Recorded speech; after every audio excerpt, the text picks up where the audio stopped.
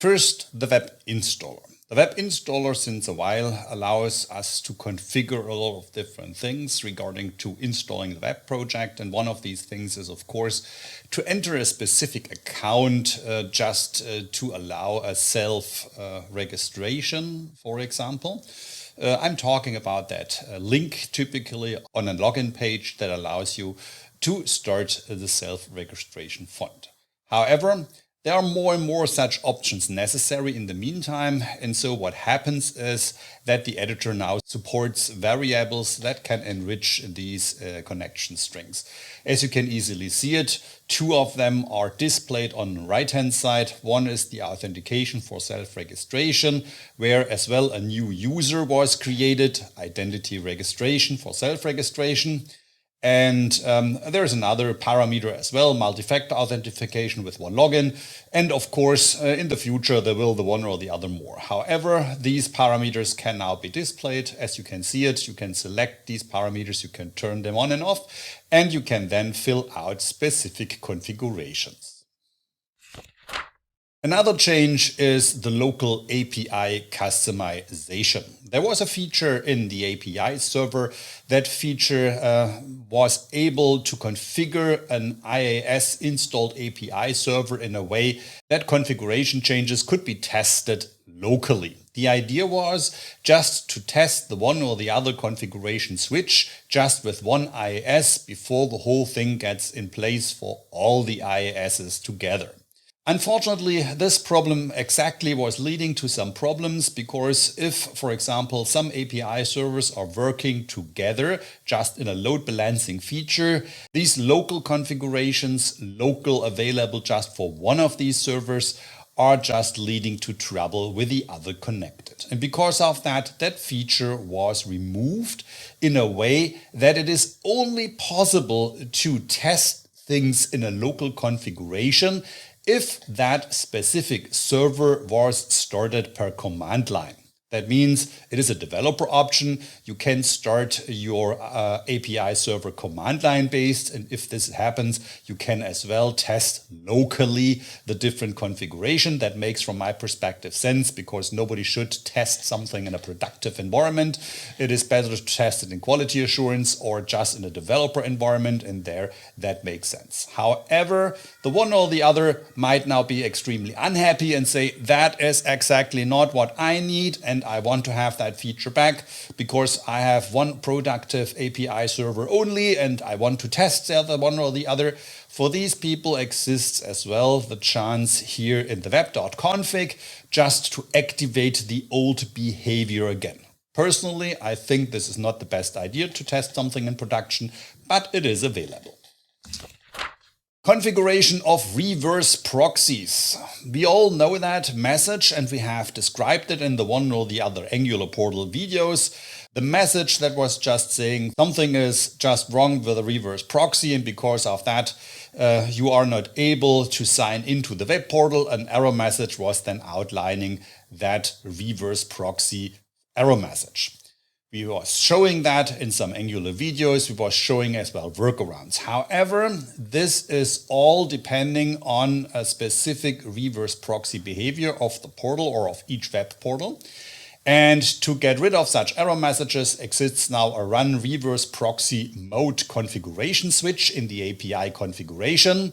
You can then enter a number of reverse proxy host names in the configuration, and together with that, you will never run into these reverse proxy header error messages.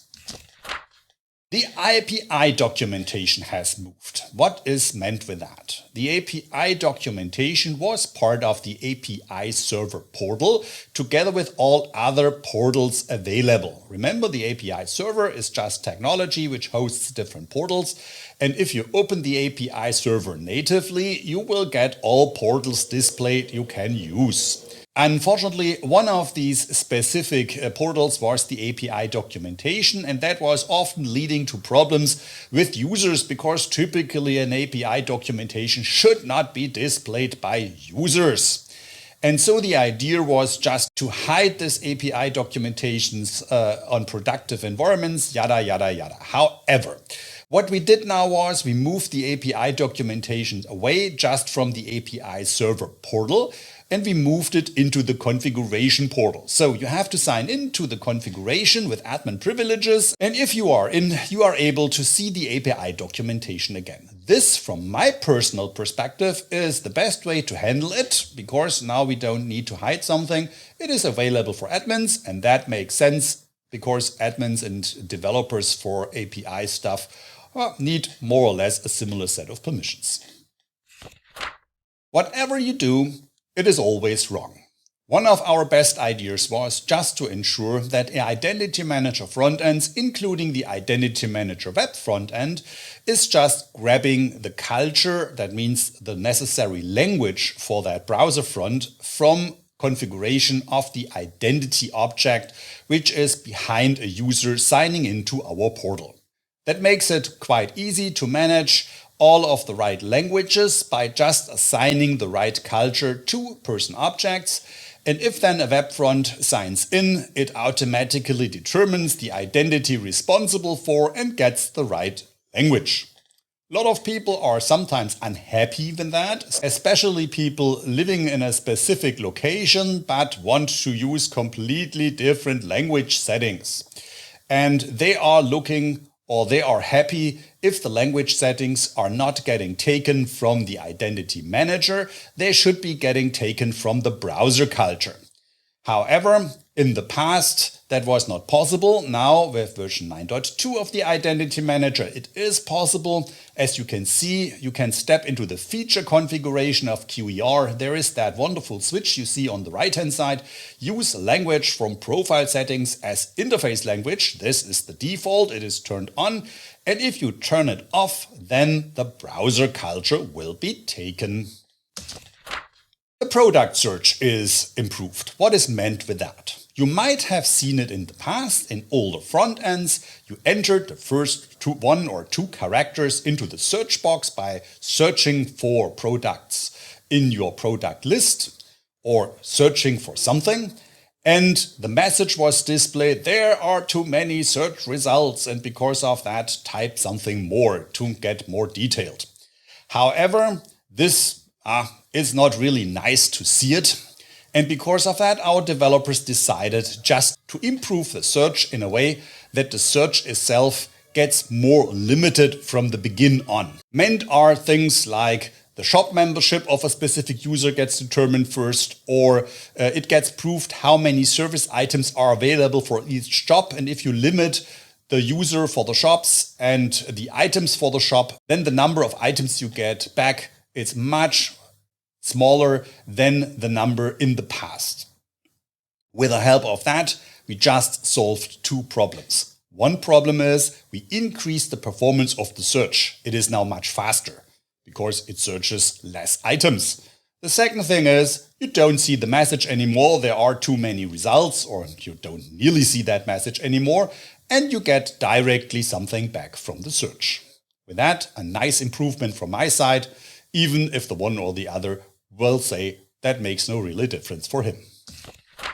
New program functions is something which is important as well.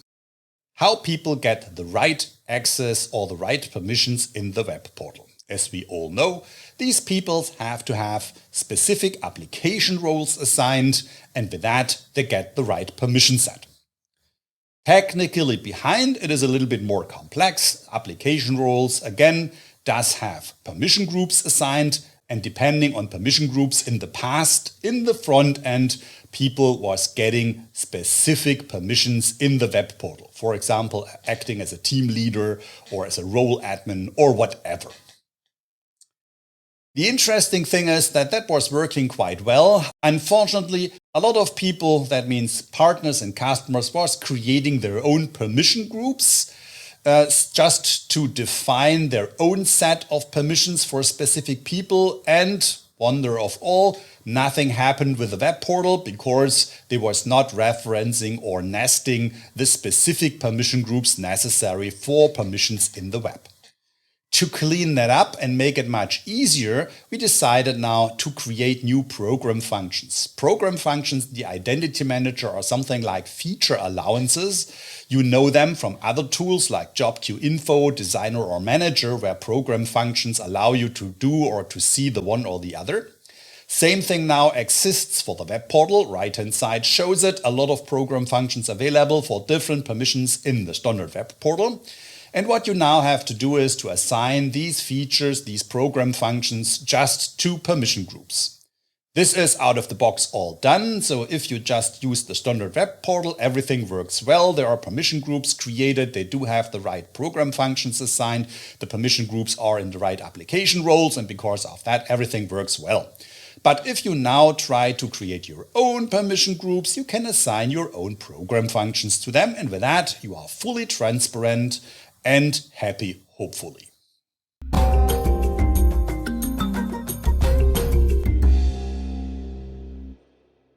First feature is that it is now possible just to assign logged user accounts to identities. It is as well possible to assign logged identities to accounts if I want to do so. In the past, this was not possible. It was just possible to connect active accounts to active identities. Now the whole thing has changed. It is possible to find as well inactive accounts and to just connect them manually to identities. Additionally to that, it is now possible as well to assign such accounts, inactive or actively, just to inactive identities. Therefore exists a configuration parameter, QER person hide deactivated identities. If this is set to true, then of course, like before, such identities will not be shown. If this of course is set to false, then you see as well the inactive identities.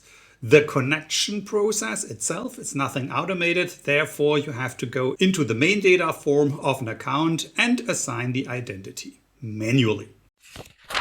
And then there are some identity lifecycle enhancements. First of all, for temporary deactivation, something like maternity leave or so, you can now assign reasons for. For example, if a temporary deactivation exists, you can add the reason and say this is maternity leave, for example. So the whole thing will then be stored in a new property that exists, person leave of absence reason. And with that, it could, of course, be displayed in the history and, of course, in the web and such, so that people know why it is temporarily deactivated. Another new feature in the life cycle enhancements is the deputization. What I like to tell there is the following. That is the new part. That is the new way of doing delegations. Delegations means at the end just to make someone responsible to replace my permissions, typically temporarily.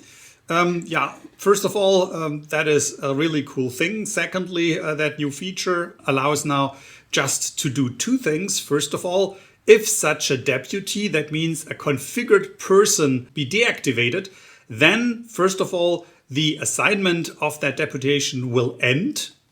That means there will be an unsubscribe in such request processes. And of course, if there are some approvals waiting for that situation, then they will be aborted. Another way around is a little bit a part of handling outstanding objects. What do I mean? It was not possible just to create an account in a target system, or that account exists not in a target system that should be there from an identity manager perspective. In these cases, such objects will be marked as outstanding, or we talk about pending objects. Objects needs to be created somewhere in the target system. However, it could now happen that the reason why somebody should get an account, and this reason typically is an account definition, gets removed from that identity where it was assigned to. And with that, the reason to get an account is not there anymore and any longer. And what happens now in that new feature is that in this case, if there is a pending account creation, the account definition is removed from the identity, then this pending job will be deleted. Per default, this new feature is turned off, but if you need to turn it on, then you can go to the configuration parameter QER person user, delete options, delete outstanding. And if it's set to true, then the feature is active and will delete these pending jobs in case of the removal of an account definition from the identity which is responsible for that pending account. One thing to know, this has no effect on the target system because outstanding objects are typically objects did not exist in the target system. If you need there something for whatever else reason, then you have to create such on your own additionally. And then we have some compliance enhancements as well. Starting on the left, exception approvers may assign mitigation controls. As you already know, this is what we discussed in the web section. There is now the capability for exception approvers always to assign mitigation controls together with a reason why a specific decision was made. Remember, this is a feature that exists now in 9.2 of the Identity Manager, and it can be controlled using configuration parameter QER compliance check mitigation control per violation. Secondly, right side of the whole thing, you see here some columns. Columns at compliance rule. Compliance rule is the table where compliance rules are stored.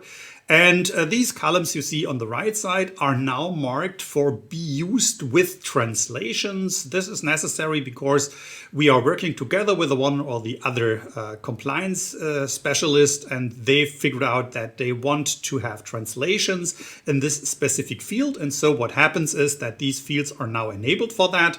That means there is a button that allows you just to translate in different languages the values entered in these specific columns. Yeah? Columns like description, exception notes, etc. And then a small breaking change. Small in this case means the following. It will just do something with compliance rules you create in 9.2 of the Identity Manager. This is the break. If you create a new compliance rule using the rule editor in Identity Manager 9.2, this rule will not be upward compatible. That means 9.1 or 9.0 will not understand such rules. Reason for that is a change in the XML configuration. This change is necessary to implement further features. We are talking about a rule editor available in the web portal. Yeah, currently, such compliance rules needs to be created in the manager, but in the future, there will be a way to create them in the web portal as well. And therefore, we created that new XML configuration, and that makes all rules created in 9.2 and upper not upward compatible to 9.x smaller than 9.2. However, the good message is that this is one of the things that will make that front end, that rule editor available in the web. And because of that, I think that breaking change is a good one.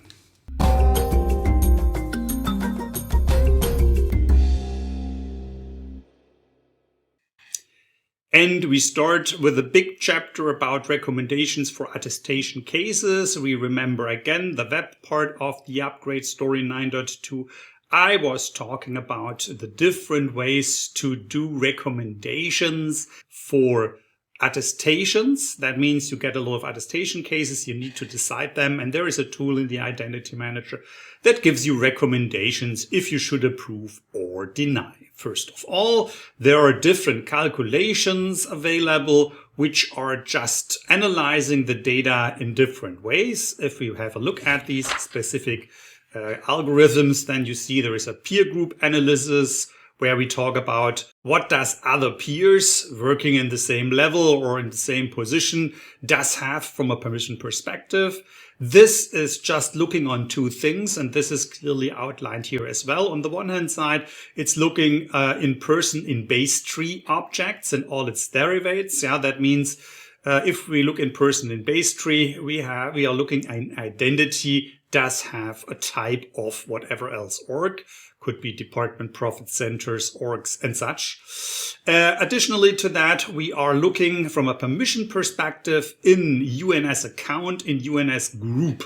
So these are the permissions we are looking at. and we are looking in the objects in person in base tree. Excessive entitlements, as you can easily see, will only be calculated if at the end there is an identity included. That means the object of the attestation is an identity. And now to the right side. And the right side, it's talking about how we figured out unused accounts. Unused accounts are accounts, of course, not used. And I think this is pretty clear, but what is not that clear is how we get the information if these accounts are really unused. Typically, the last logon is then something that is used there. And the last logon is a little bit complicated, especially because there is always the problem with these null accounts, with these null properties. Null properties means if you create an account or something else and nobody was logging in with that thing, you have nulls. And to ensure that you not get too much of these false positives, it is important to, at the end, look at these accounts. First of all, ignore all where last login is not null. Yeah, in this case, it is a new account. Nobody was logging in there. So it's not a really good idea to say it's unused. It's just not used yet. And the next thing is then that a user account last logging needs to happen some days ago. And how many days ago is then the next question there. So the assignment typically happens, and as you easily can see, such user accounts are as well, again, UNS accounts, so it is a feature on UNS. To get aware of it is used or not, you get typically as well for the assignments information out of one login. So one login user has one login applications. This is what you can see there. Or privileged access governance user in user group. It's another way to get it from Safeguard. There are other analyses as well. The cross-functional, for example, there is rule violations could be included. At least one root violation exists is then a reason why you will not pass that check. Risk index, of course, here you can configure thresholds in the same way then for approval rates. Approval rates are how many people from a team will have such a request approved or not. However, both of them are thresholds. Both of them could be configured. And if it's more than for the approval rate or less than for the risk index, you get a recommendation or not.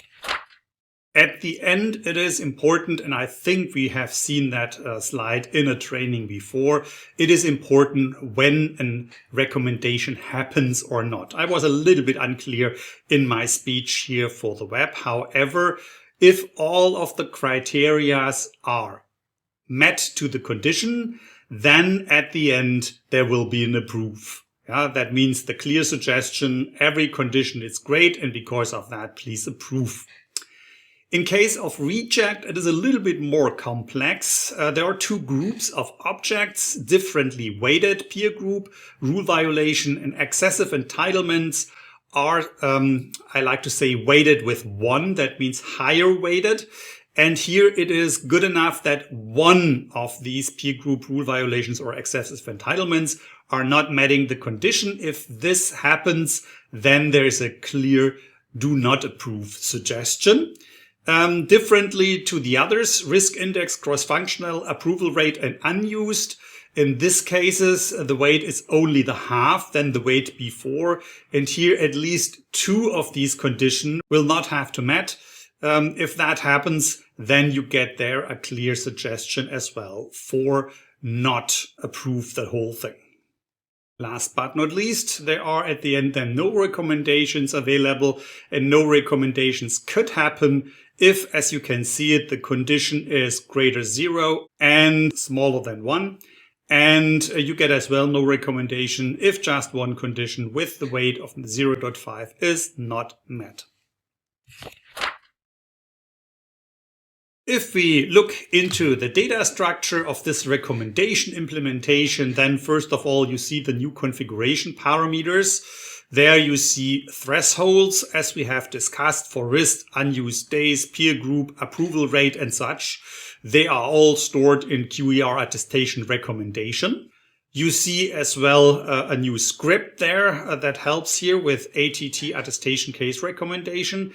And there is a new process available. And to handle the complete stuff from a data perspective, there is a new property on the attestation case. That property is named recommendation. And there you will then find the recommendation in, I like to say numbers. 0 for no recommendation, 1 for deny, and 2 for approve. And recommendation details, that means the calculation details, are then stored as a JSON file in recommendation detail. And last but not least, to make the whole thing happen, there are, for the attestation case, recommendation jobs, that means new approval workflows available.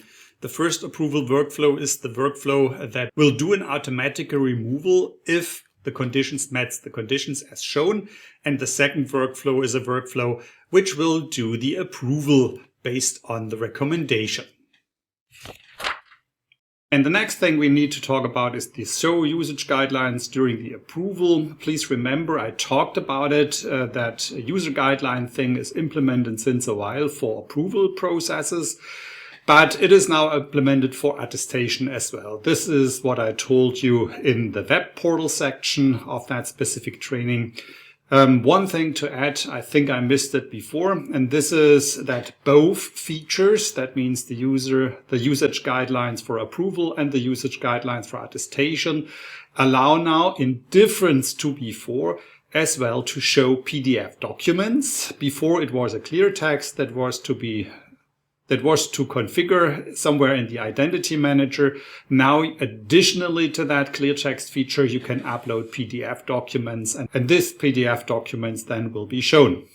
To make it happen exists for the attestation. On the attestation policy, just a new column, UID QER terms of use. At the end is a foreign key, and that then points to the QER terms of use table, where that document or that text is stored. And easily to see, these are then PDF-based terms of uses.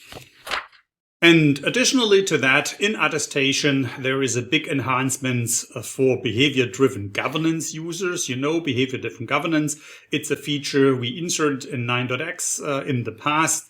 It was a little bit improved in 9.2 as well. And the attestation is now as well part of the complete story. You see first new attestation conditions to identify unused users. We talked about that. And these conditions at the end, that is what you see then in the second part of that slide. There are at the end 6 of them, always a pair, because unused could always be as unused for accounts itself or unused accounts in permissions. And this is always a duo. You see that here, unused for X days of a user and user accounts unused for X days in a permission assignment situation, which means a membership situation. However, in that first set, we are talking about a specific number of days you can configure for this configuration. And then in the second big bullet point, you see as well unused for X days threshold and user accounts unused for X day thresholds, the second duo. In this case, we are not talking about unused days. Here we're talking about configured thresholds, just as you see it below. Target system, UNS, unused user account thresholds in days. And there is then a days until delete and a days until disable. This is if you use that threshold feature. And of course, we talked about it. If we talk about these unused things, then typically we will exclude null. We exclude null always because null means it could be a completely new created account, and to avoid too many false positives. But it is wise as well to have something that lightens a little bit as well the excluded part of things. And this is never used. Never used is just looking especially for these accounts in memberships or these accounts itself, which does show a null in their usage information. And that is what you then get if you use never used and user accounts never used for that membership situation. And what we have in addition are two new approval procedures, of course. The one is BA, owner of the application. This is mainly used in application governance. It is used for the entitlement attestation there, of course. And what it is, this is a determined group of application owners, as the name says. And technically, these are members of the owner application role assigned to a specific application. The second approval procedure we have to talk about are approvers of an application entitlement, BE.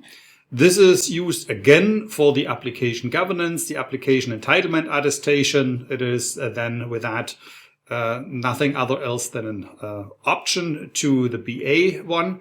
And in this case, the determined approvers are member of an approver application role, which is assigned to the application. So the difference are two different roles. Yeah, both are just looking at the associated application. And then there is one role that is the owner application role. This is BA. And the other one is the approver application role. This is BE. A little bit more technical complex is the enhancements of the two approver procedures you can see here. There is on the one hand side SO and there is on the other hand side EN. Both has to do with the target system manager and at the end the attestation of system entitlements. What is now the difference between both before we start to talk about the improvements? The difference is that SO is the approval procedure that looks at the direct permission and entitlement tables of a specific object. And in difference to that, EN is looking at our UNS structure. So that means unified namespace structure. And with that, the EN at the end needs not to look into all the different assignment tables for the different target systems. So now let's talk about the improvements. First on SO, the problem is that SO needs to consider all of these different target system assignment tables. And there was not all included in SO in the past. Now with the new update, more of these different object types get supported. A list more that is not here on the slide. It's a little bit too much. If you are interested, please look into the release notes. And with that, you get a better overview of assigned system entitlements to attest. So the second part of the story is that depending on the target system we are talking about, the attesters are different. So that means if you assign more objects, then you as well need to add more algorithms to find the right attesters just for these specific object types. And this is, of course, what happens additionally. So then let's step to EN. This is the target system manager of system entitlements attestation using the unified namespace. Here, the difference was that in the past, assignment requests was not supported. Assignment requests are requests where you can just, instead of determine a specific object, determine an assignment request and say this assignment request will determine a specific role plus objects. So we are talking about a base tree objects and we are talking about of org has UNS groups. And if that assignment was done with an assignment request that was not considered, now with the new update, assignments requests are considered as well, which will generate more attestation cases because assignment requests now will be detected as well. And then some smaller enhancements as well, minor enhancements. One is that it is now possible just to assign extended attributes to attestation cases. Remember, extended attributes are additionally attributes where an attribute plus a value can be assigned to specific objects. This is very often used, especially with SAP GRC. However, that means you can just take an object and assign one or more extended attributes to that specific objects and later on report that or build filters and search for something. This is now possible for attestation cases as well. And the second thing is then a discussion that happens since a while among our customers. And this is the, I like to say, empty attestation run. What's meant there is the following. You typically assign to an attestation run a number of potential objects plus the rules for that specific run. That means the policies and such. However, it could now be that depending on the condition you configured for that new attestation run, there are no objects available. For example, you try to perform an attestation for disabled accounts. And if you do so and there are no disabled accounts somewhere in the system, then you will get a result set back which is 0 long. That means there is no element in the result set. And now the problem starts. The one group of people says, yes, exactly correct. I want to see this empty attestation run, especially because this is part of my documentation and I'm documenting that empty elements for that attestation was performed. And the other group of people says, why the hell I should have an attestation run if there is nothing to attest? And yeah, that is the one or the other. I think both have their arguments for their meaning, of course. But however, what is possible in the Identity Manager now, you can configure that on the attestation policy. You can say, please do an empty attestation run if necessary. Or you can say, no, I don't want to see empty attestation runs if there is no result set. Both possible, therefore a checkbox exists. You see that on attestation policy, another box to tick. And then something for all the people who love admin front ends. We all know the majority of people are using our web GUIs. Therefore, the web GUIs are created. Only data admins are just looking into the manager or in specific client tools to be installed locally on your laptop or on your computer. However, in the past, it was always possible to look into the object snapshots on an attestation decision. Please remember there is an attestation run. This attestation run attests a specific data situation, and this data situation gets snapshot. Why? Because later on the data situation could change. And if I then look on a specific decision into the system and see a completely different data situation, this is not really helpful. And so there is always an object snapshot of a specific attestation case so that I know what was decided.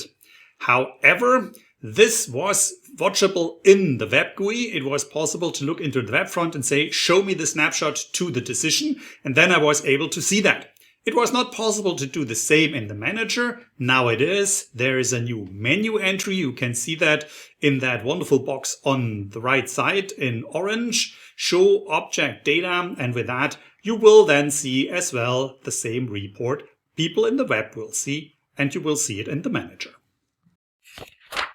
Together with all the renamings we did, what you see there is that we as well renamed the one or the other display for the one or the other decision or similar.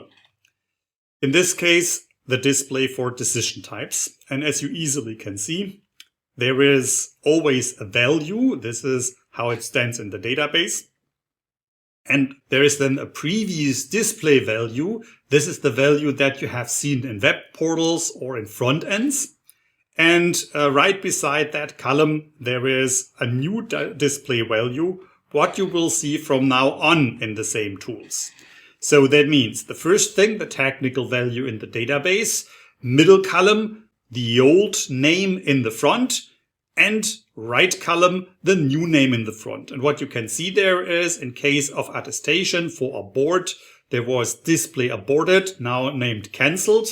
For direct, it was direct in the display and now forwarded, and for revoke additional, it was revoke additional, and now it is named to revoke additional approval.